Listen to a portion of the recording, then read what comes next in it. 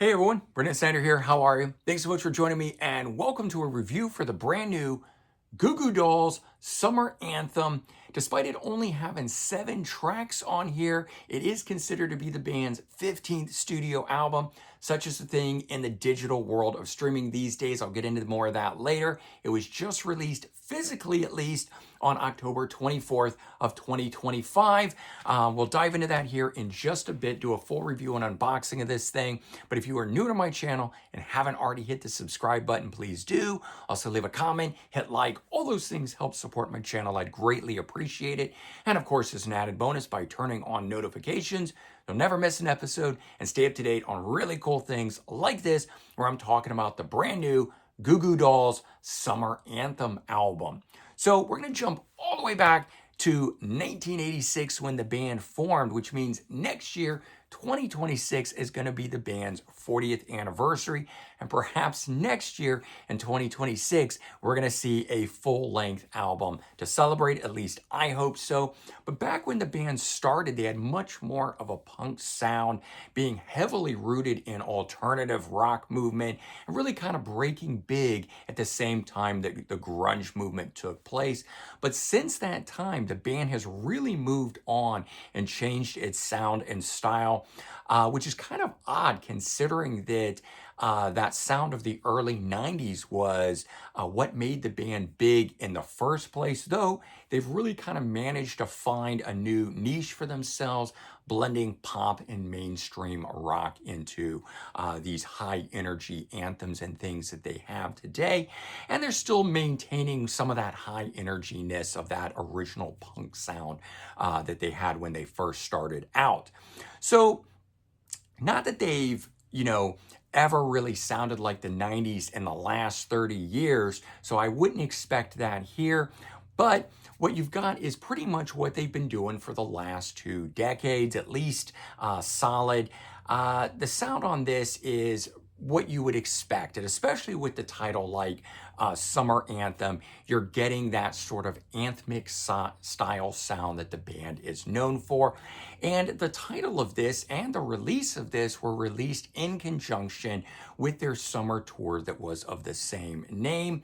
And considering, as I said, most of their songs have that sort of anthemic feel to it, it just makes total sense that they would call this the same thing. But then when I realized that both the tour and this album are called Summer Anthem, I have to wonder which came first, the album or the tour, because there is no song on this album that is called Summer Anthem, though I actually think the Goo Goo Dolls would be a prime candidate to record and release a song titled that, considering how big, sort of popish and over-the-top bombastic a lot of their songs are, which is what those kind of summer anthems usually seem to be.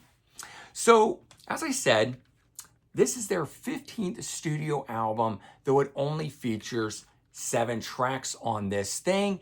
The digital streaming service providers require an album to have 7 tracks, so I am quite sure that is why this got 7 tracks and not one less than that. Otherwise, it would be considered an EP. So digital streaming services like Apple list it as a new album.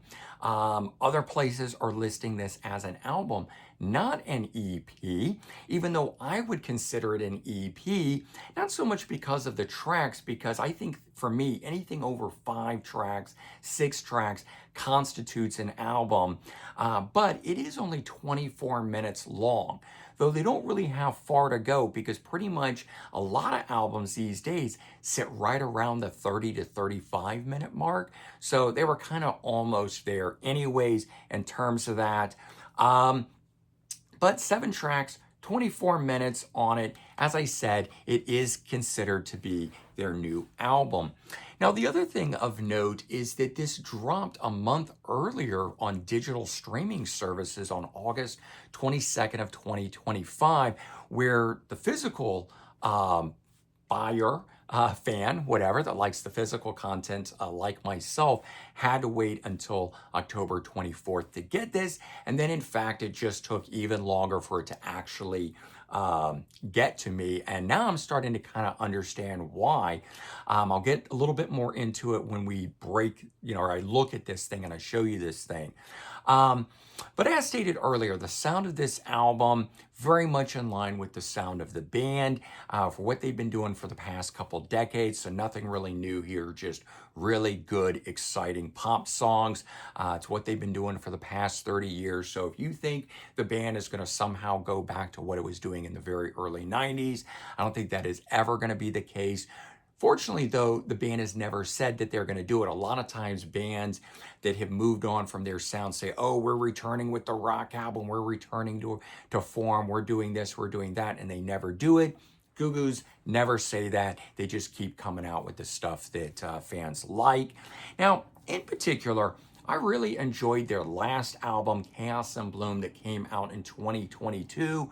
So 3 years on, we're now finally getting this album here, and I feel like it is picked up right where that last album left off.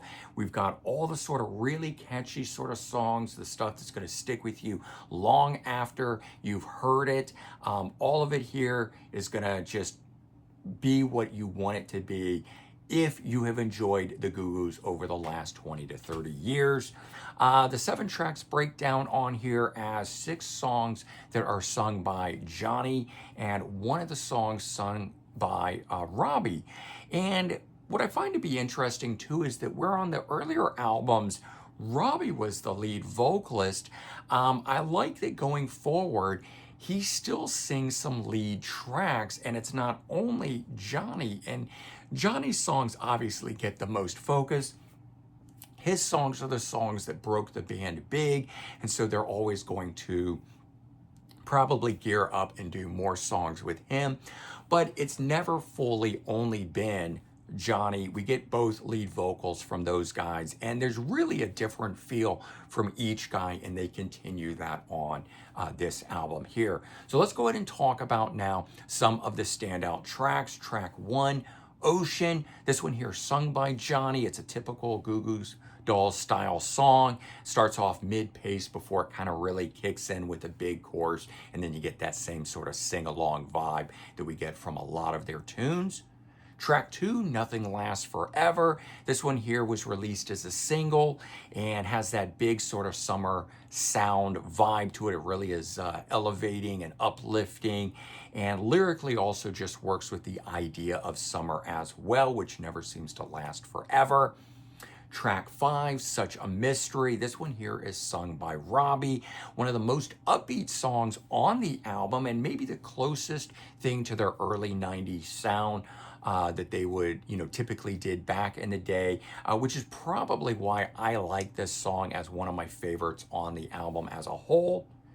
And then track 7, Not Goodbye, Close My Eyes, sung by Johnny. This one here begins very mellow, very soft, but it builds over time until the chorus kicks in on this thing, and it becomes a really big, over-the-top sounding song, and just such a good way to close out the album as well. It also, I think, would make for a very good show closing style song as well, but probably the best summer sounding song on this album, and definitely my favorite of all 7 tracks on this album. So interesting that it's the last song on the album and not one of the earlier tracks, the way that typically the bigger sounding style song would be.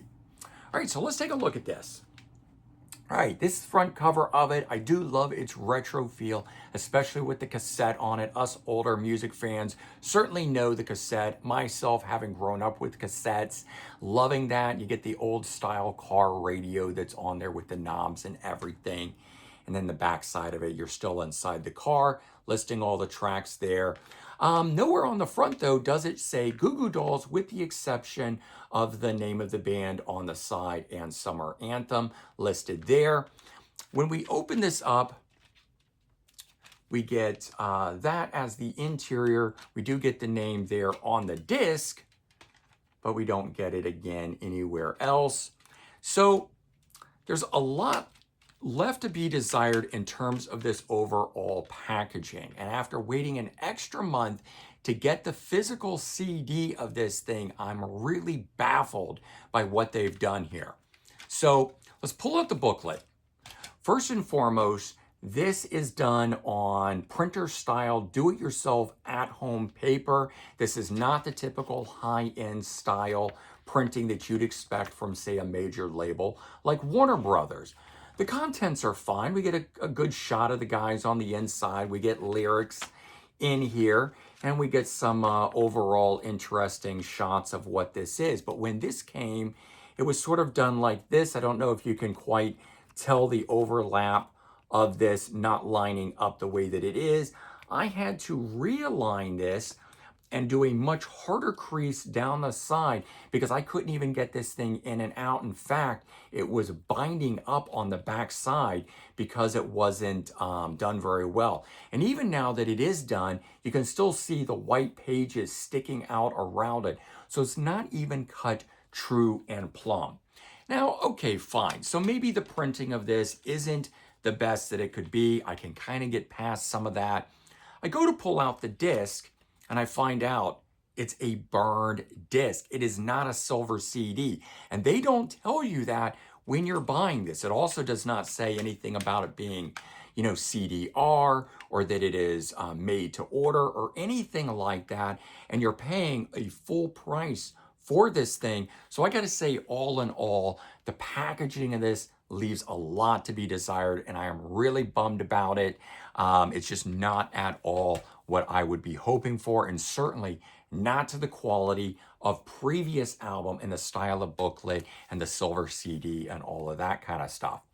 Bottom line, while it is considered to be their new album, I think that is just a technicality on here so that with streaming rights, they're going to make more money because 7 tracks constitute an album in terms of streaming. You make more for albums than you do EPs or singles. So I think that is why they did this in the end of the day.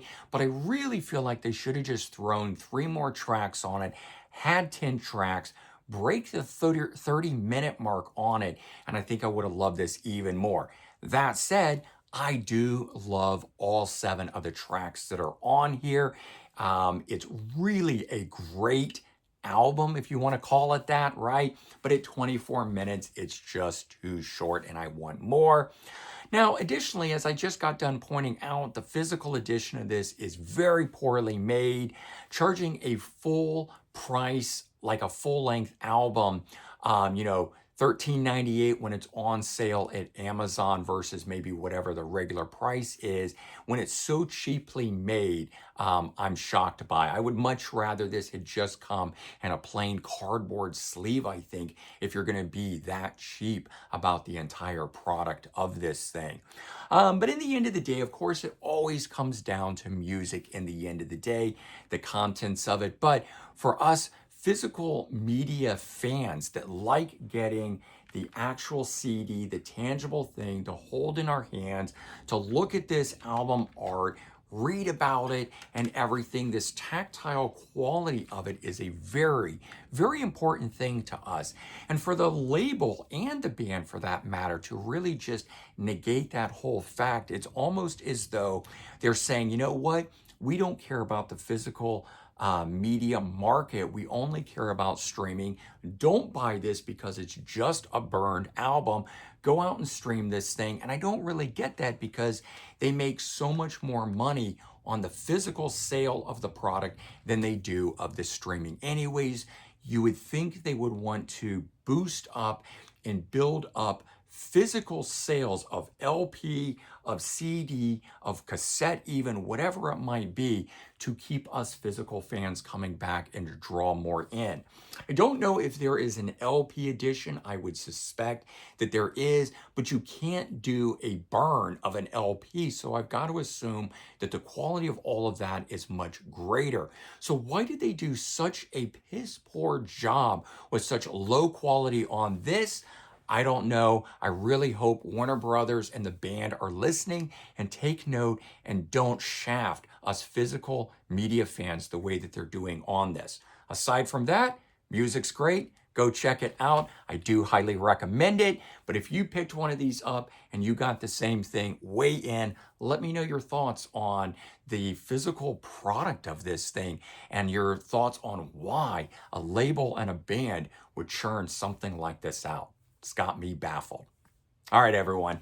There you go. That is my review of this album, Summer Anthem, their new 15th studio album. As I said, I think the music is good on this thing. Whether you just want to go stream it or you want to buy a copy of it, I'm still glad that I got it. I still like it. I had to do little tweaks to the thing to make it work out for me, but it's all good in the end of the day. And I do realize that bands just don't make the money on physical product anymore. So they're probably trying to do it as low budget as possible to try to maximum their profit. And I do understand it. I do sympathize with these guys to try to squeeze every last penny out of it. They put the time, the energy, the effort into making this music, and they should be paid properly for it. But on the other side of it, I'm the one spending the money, and I do expect solid quality product going forward. All right, everyone, take care, have a good one, and I'll talk to you soon. Bye-bye.